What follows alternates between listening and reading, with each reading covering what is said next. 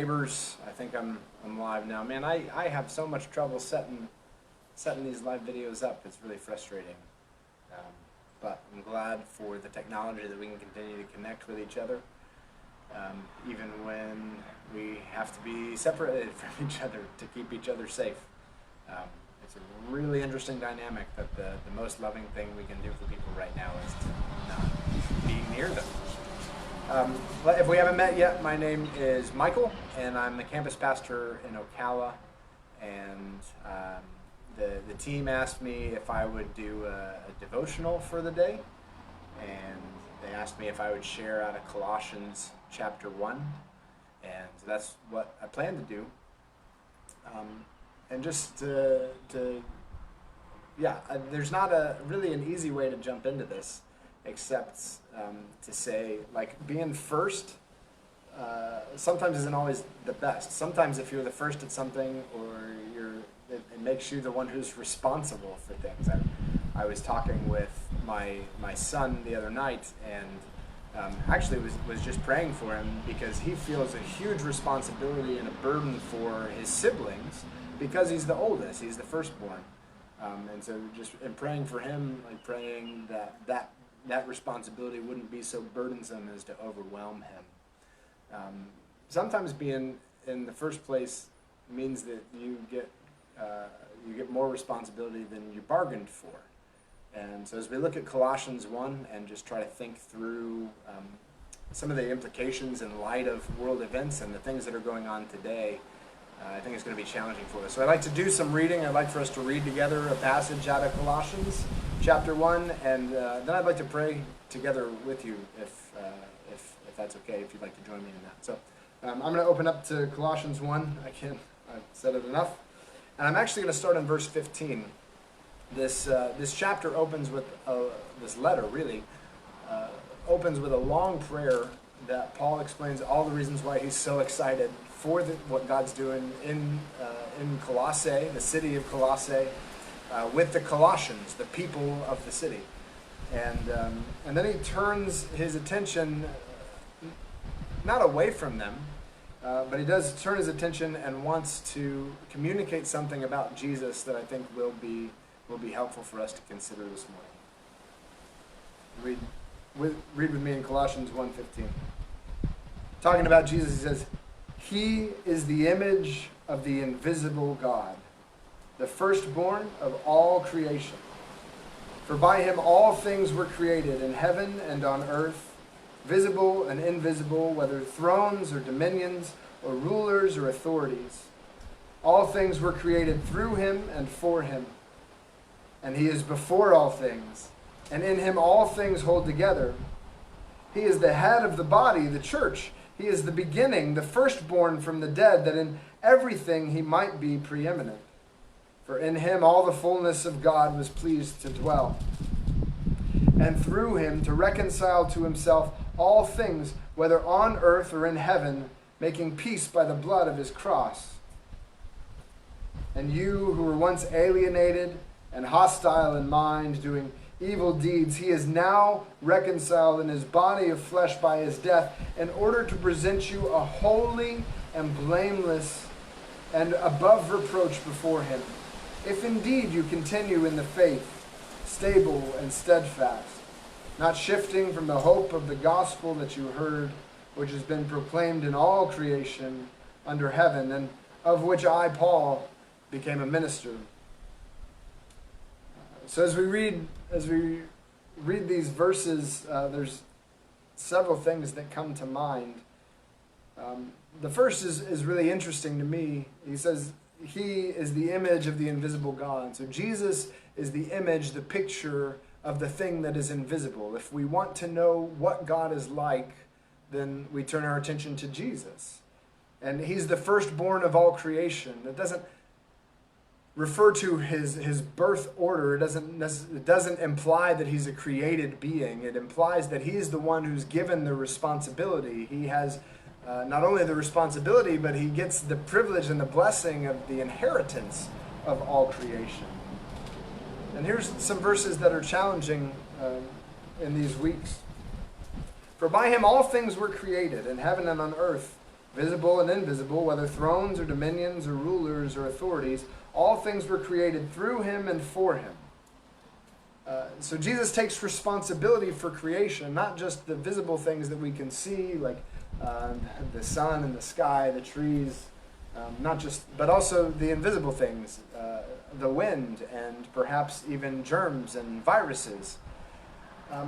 I think Paul's focus here in these verses, when he's talking about invisible things, he's talking about the spiritual realm, because he says, whether thrones or dominions or rulers or authorities, and those words describe different rankings of angels. He doesn't go into a ton of detail about what the different rankings mean. We just know from other writings that these words describe ranks of angels. And I don't know about you, but I feel like the Bible always gives us just enough information about angels to make me have a bunch of questions, but not enough to actually resolve those questions. So if his first point is to talk about the spiritual realm, I think we also look at creation and look at how we're having to deal with creation in these days with this virus pandemic that's going on. We say, well, Jesus, aren't you responsible for this? Doesn't all creation bow at your throne? Aren't you the one who made all this? Why is everything going so crazy? And I think perhaps looking at the spiritual realm gives us a little bit of insight into understanding how we're going to interact with the things that we feel more tangibly.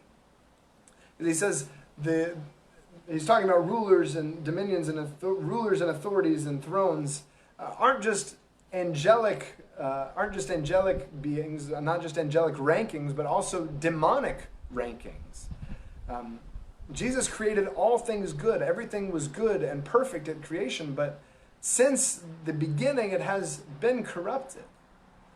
It's not just that God made everything good and it has continued in a good trajectory the whole way and everything is up and to the right for all of creation, but that creation has endured a curse, that creation has fallen, and things are not going necessarily the way that the original design was meant to go. He's before all things, and in him all things hold together. He's actively holding all of his creation together. He's the head of the body, the church. He's the beginning, the firstborn from the dead, that in everything he might be first. And I said initially, maybe being first in this case isn't a good thing. Maybe having to take responsibility for some of the things that are going on in the world make us a little bit uncomfortable. Until we consider what it is that he's doing. For in him all the fullness of God was pleased to dwell, and through him to reconcile to himself all things, whether on earth or in heaven, making peace by the blood of the cross. See, the purpose in now that things have been corrupted, the purpose is that Jesus wants to reconcile all these things to himself. As the Lord of creation, he's going to be the Redeemer of creation. He's going to fix all the things that are broken. And from our seat, we can look and say, well, Jesus, you might want to do that, but you certainly haven't done it today. Well, how can I trust, Jesus, that you aren't out of control, that this virus isn't under your dominion and your authority, that you're not doing things? Well, he actually points to us. He says, and you were once alienated and hostile in mind, doing evil deeds. He is now reconciled in his body of flesh by his death, in order to present you holy and blameless and above reproach before him. If indeed you continue in the faith, stable and steadfast, not shifting from the hope of the gospel that you heard, which has been proclaimed in all creation under heaven, and of which I, Paul, became a minister. So we can trust that Jesus is going to reconcile all of creation, that he's going to use these things that we look at as evil and as destructive. He's going to use these things, he's going to reconcile them in himself. And how do we know that? Because that's what he's doing in my heart.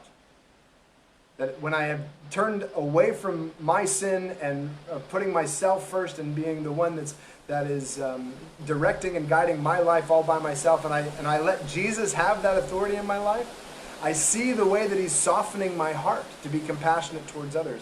I see the way that he is blunting my tongue so that my words are received in gracious ways and not in sharp ways.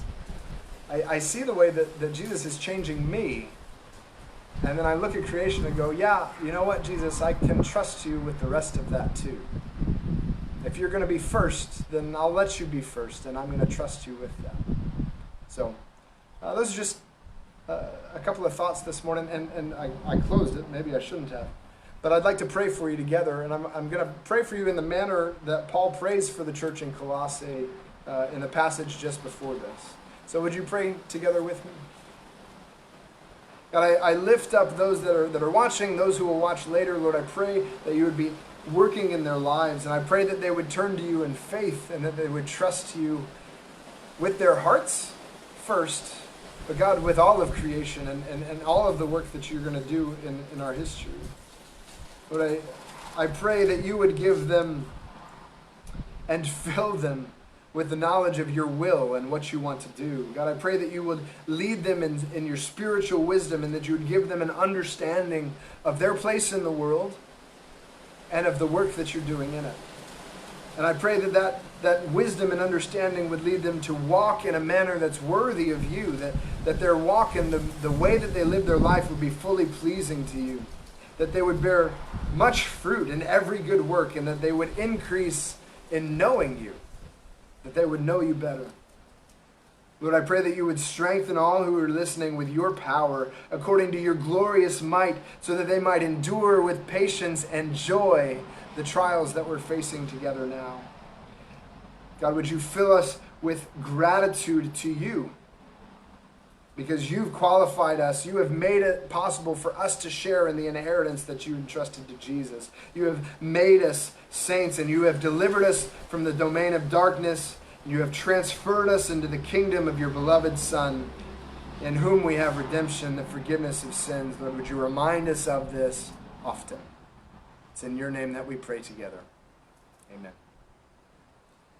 So thanks for joining us. I see that there's a little bit of a conversation. Good morning, or I guess good afternoon now, Martha. Thanks for reading together with us, and thanks for praying with us. And if we haven't met yet, I hope to talk with you soon. And until then, we'll see you tomorrow.